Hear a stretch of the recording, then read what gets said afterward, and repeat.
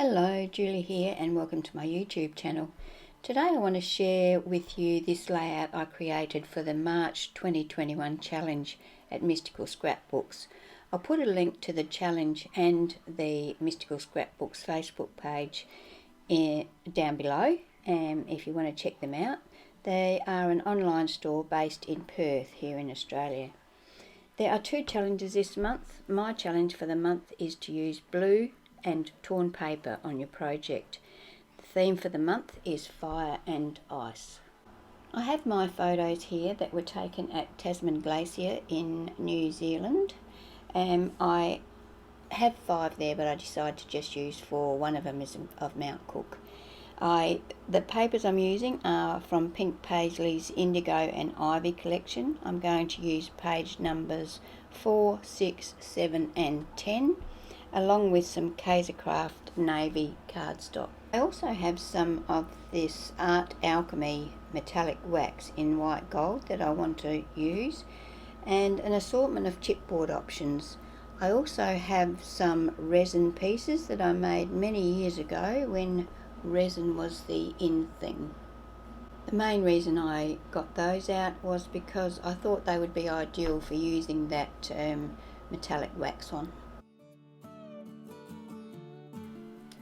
So I chose some Americana Prussian blue acrylic paint to coat these resin shapes. I've got a frame, a border and a heart and a bird. I didn't like the colour. It was too bright to go with those papers that I'd chosen. So for the second coat I added some black to the mix and toned it down quite a bit. Next I cut a strip of the Craft navy cardstock, and using the Craft diamond tiles embossing folder I put a 2-inch strip of the cardstock through my big shot, and I'm going to apply some of the metallic wax to that, just using my finger. So just rub my finger slightly over the top, and I'm going to now apply that on top of both the resin and the embossed cardstock. This is where I trimmed my photos down to 4, and I matted 3 of them across a 12-inch strip of white cardstock, and I will also mat the 4th photo onto some white cardstock with a very fine border all around. I'm going to start assembling my layout now. I'm going to use a piece of white cardstock as my basic background. Using double-sided tape I'm going to apply my layers of pattern paper. I'm going to start with my Craft navy that I had embossed and then embellished with the wax. I'm going to apply each of the layers, one at the top and one at the bottom, as I go. Time now to start adding my extra layers. To do this I'm going to tear strips about a 1/2 inch wide off of each sheet. I'm going to apply 1 strip to the top and 1 strip to the bottom of the layout.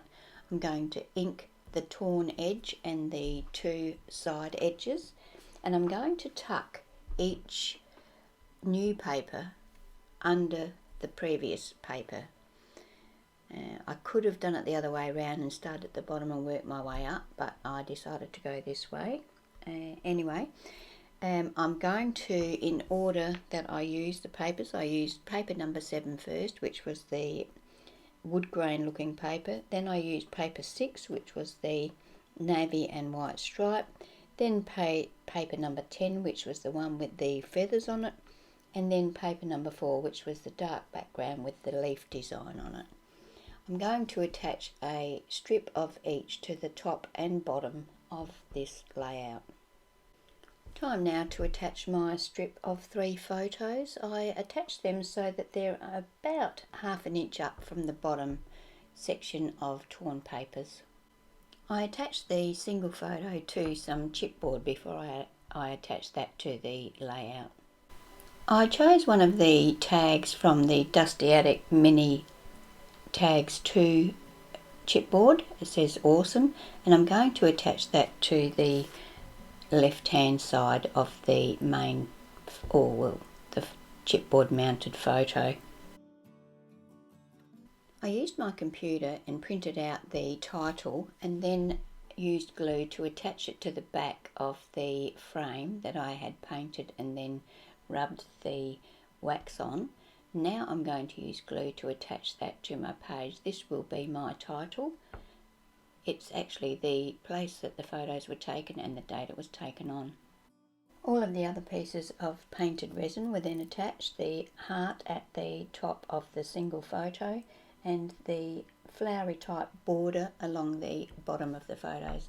I used my art glitter glue to attach all of these pieces, and I ended up putting this under a whole pile of paper pads overnight to make sure that it stayed flat, because I didn't want the resin and the glue to buckle the page.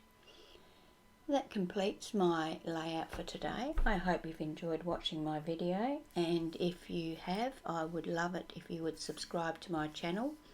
I love reading your comments and I answer each and every one, so if you've got any comments to make or suggestions for things you'd like to see me make, I would love to hear from you. So if you're not already a subscriber, please subscribe to my channel, and if you click that bell next to the subscribe button, you'll be notified when I upload a new video. Thank you for watching today, and I hope you can join me for my next video. Bye.